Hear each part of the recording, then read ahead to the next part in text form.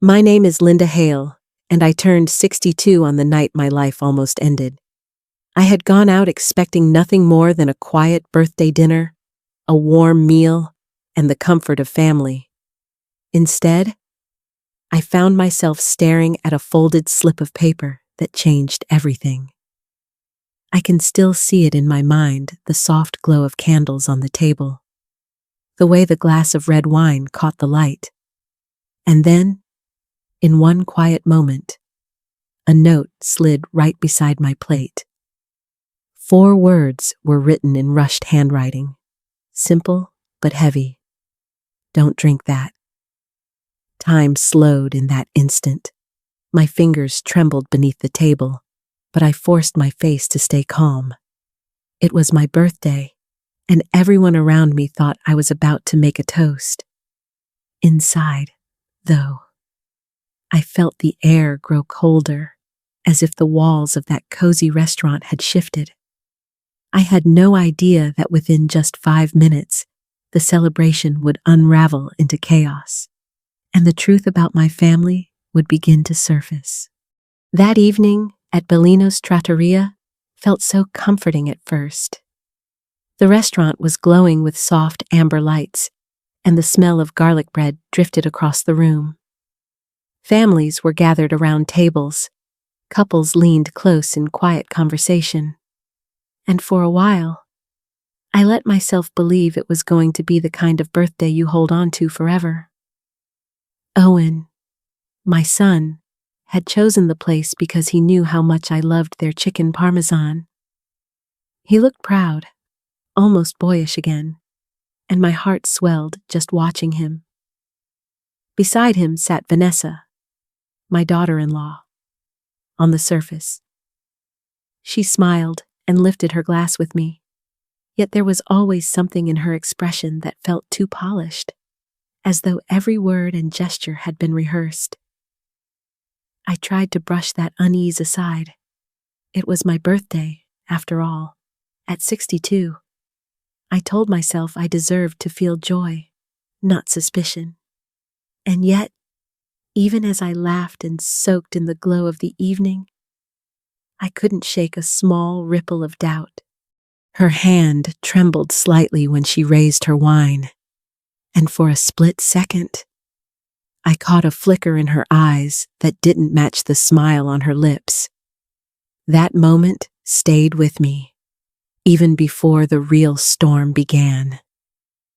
Looking back, I realized the signs had been there long before that night. They weren't loud or obvious, but they whispered to me in ways I tried to ignore. Vanessa had a habit of framing her concerns as if she were protecting me. She would gently suggest that I seemed to be forgetting little things. Sometimes she would correct me in front of Owen with a soft smile, making it sound harmless. Other times, she would bring me articles about aging and memory decline, slipping them into conversation as if she were just being helpful. At first, I brushed it off. After all, at 62, who doesn't forget a name now and then? But slowly, I started doubting myself. I found myself second-guessing whether I had told the same story twice or misplaced something I swore I had left on the counter. It was subtle, but it chipped away at my confidence. That night at the restaurant, those doubts echoed louder. The warmth of the celebration couldn't quite cover the chill of wondering if someone I trusted had been quietly reshaping the way others saw me, and even the way I saw myself. Just as I was about to raise my glass, something unexpected happened. A young waitress brushed past our table as if she were simply tidying a corner. In one swift motion, she slid a folded piece of paper next to my plate. Her eyes met mine for the briefest second, full of urgency, before she turned away as though nothing had happened. I slipped the note into my lap, hiding it beneath the tablecloth. My fingers shook as I opened it slowly, afraid of what I might find. The handwriting was rushed, uneven, but painfully clear. 4 words stared back at me. Don't drink that. In that moment, the sounds of the restaurant dulled. The laughter, the clinking of silverware, even Owen's voice, it all faded into the background. The glass of wine in front of me suddenly felt heavy, dangerous, almost alive. My smile stayed fixed on my face, but inside, panic tore through me. I excused myself, saying I needed a moment. In the restroom stall, I read the note again, my hands damp with fear. Was this some cruel prank, or had a stranger just saved my life? I searched my memory of the waitress's eyes, and the sincerity I saw there told me the truth. When I returned to the table, nothing seemed out of place. Owen was still talking, Vanessa still smiling. Yet for me, everything had shifted. I knew I couldn't ignore the warning. I had to act, and quickly, without revealing the storm inside me. I sat back down at the table, my heart pounding as though the whole room could hear it. The wine glass in front of me gleamed under the light, looking so ordinary, so harmless. I forced myself to breathe evenly, to steady my shaking hands. When Owen turned to wave for more bread, I made my move, quiet, unnoticed. I switched my glass with Vanessa's. My fingers brushed the stem of the glass like I was holding a secret too heavy to bear. No one at the table seemed to notice, and I prayed they never would. From that moment, every tick of the clock stretched. I told myself maybe the note was wrong. Maybe I was overreacting. But then the thought struck, what if I wasn't? 5 minutes can feel like an eternity when you're waiting for proof that your fear is real. I kept my eyes on Vanessa, pretending to listen to Owen's story, but every detail of her face became my focus. At first, she seemed fine. She laughed, she ate, she smiled politely. For a brief second, I questioned myself again. And then it began. A faint shift in her expression. A hand pressed to her stomach. A hesitation in her smile. My chest tightened. She muttered that something wasn't right, her face paling as her body betrayed her. In those minutes, my world tilted. The warning had been true, and I knew without question the glass was meant for me. The moment Vanessa's hand slipped from the table and her face drained of color, the room shifted. What had been a warm birthday dinner turned into chaos. Her fork clattered against the plate, her breathing came shallow, and the conversations around us fell into silence before bursting into alarm.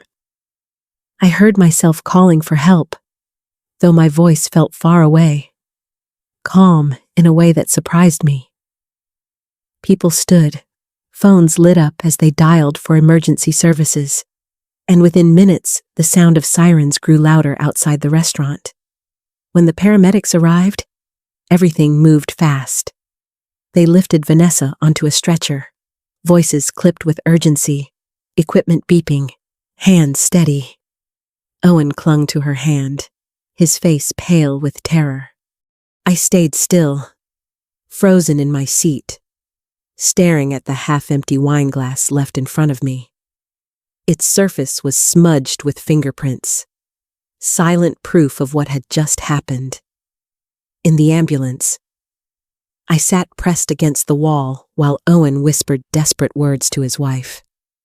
The flashing red and blue lights painted his fear in stark colors. My hands were cold, gripping the folded note still tucked in my pocket. I already knew, deep down, this was no accident. But I also knew the truth had only begun to surface.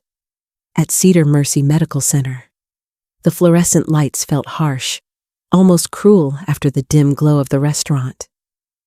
I sat in a stiff chair, my hands clenched together, while Owen paced in tight circles, His face was drawn, desperate for answers that hadn't yet arrived. When the doctor finally appeared, his expression told me what his words would confirm. He explained that Vanessa's blood work showed dangerously high levels of a heart medication. In normal doses, it helps regulate rhythm, but the amount found in her system could stop a person's heart. He said it plainly, it didn't get there by accident. My stomach dropped. In that instant, everything I had feared crystallized. The poisoned wine had been meant for me. The note wasn't paranoia. It wasn't some twisted prank. Someone had poured poison into my glass with intention.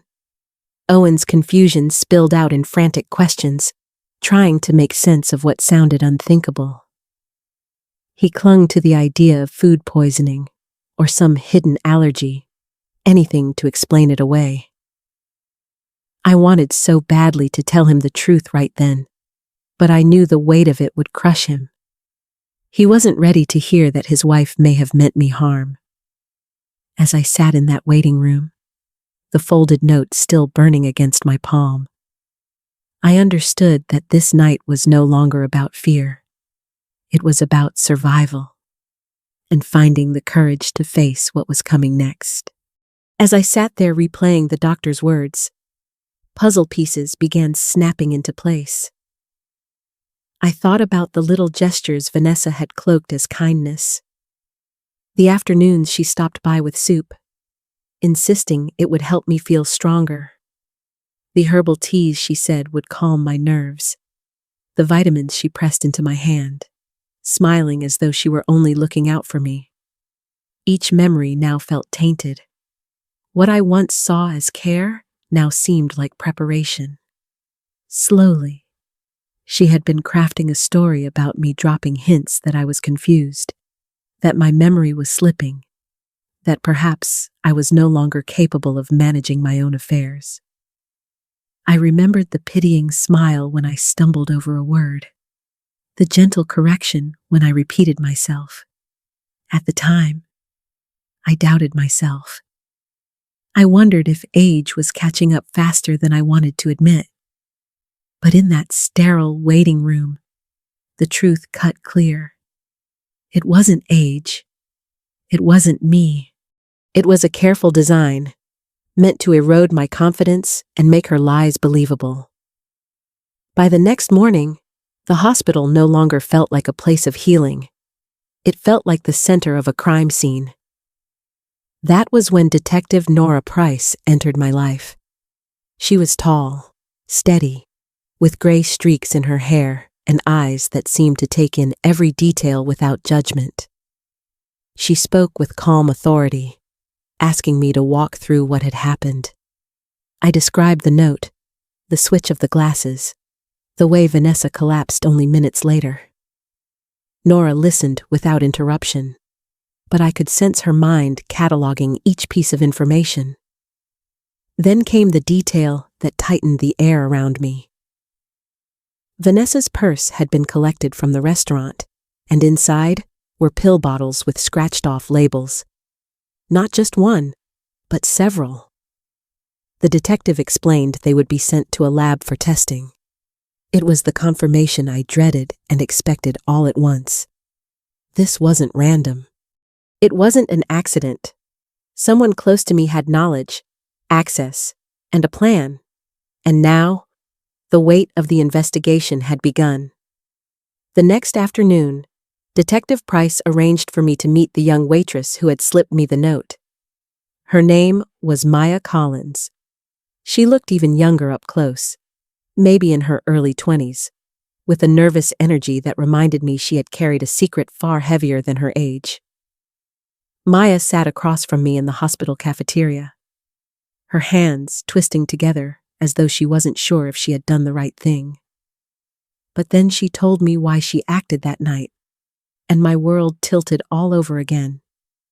She said she recognized Vanessa, not as Owen's wife, but as a caregiver from years earlier who had worked under her maiden name. Vanessa King.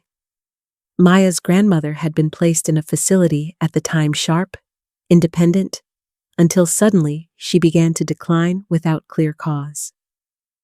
Within 6 months, her grandmother was gone. Maya said she always suspected something wasn't right. She remembered Vanessa hovering, always bringing teas, vitamins, and special soups, the same gestures I had grown so used to. Maya admitted she was too young then to push harder, but when she saw Vanessa with me at Bellino's, her instincts screamed.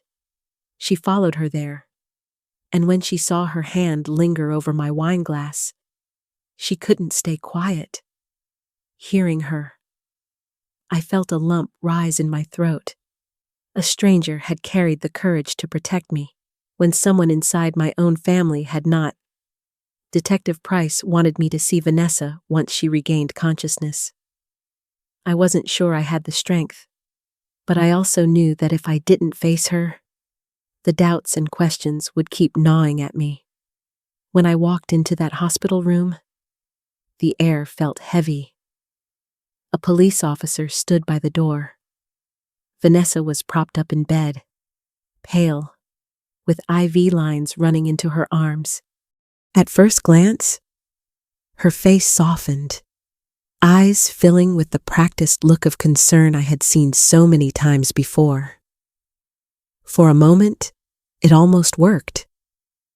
She tried to pull me in with that performance, pretending to be fragile, pretending to be worried about me. But I didn't move closer. I stayed near the door, watching.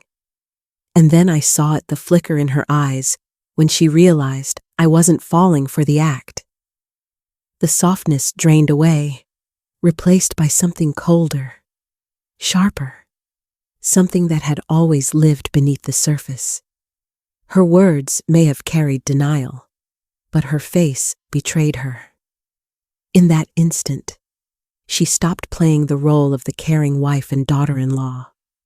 She showed me who she truly was, calculating, controlled, and furious that her plan had failed. I left that room trembling, but stronger. I had looked into the eyes of someone who wished me gone, and I hadn't crumbled. In the weeks that followed, the evidence against Vanessa began to pile up. What had first felt like a nightmare confined to one dinner table soon unfolded into something far larger, something undeniable.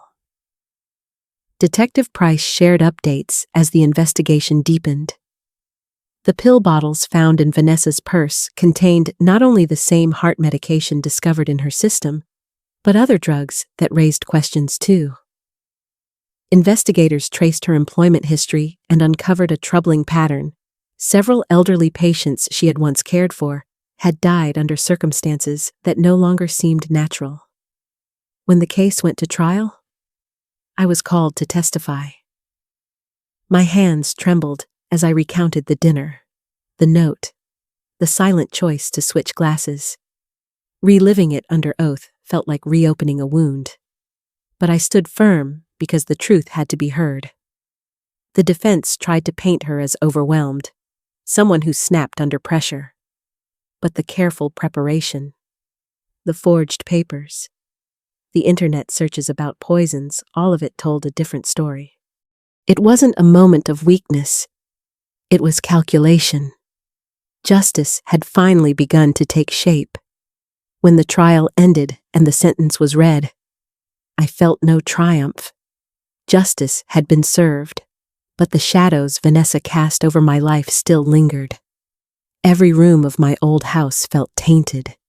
The kitchen where she had offered me tea, the living room where she smiled so kindly while planting seeds of doubt, it all carried the echo of her deception. So, I made a choice. I sold the house and moved to a small cottage near Lake Oswego. The first morning I woke there, I stepped onto the porch at 6:30, a cup of coffee warming my hands. The air smelled of damp earth, and the lake reflected the soft light of dawn. For the first time in months, I felt peace. It wasn't just survival anymore.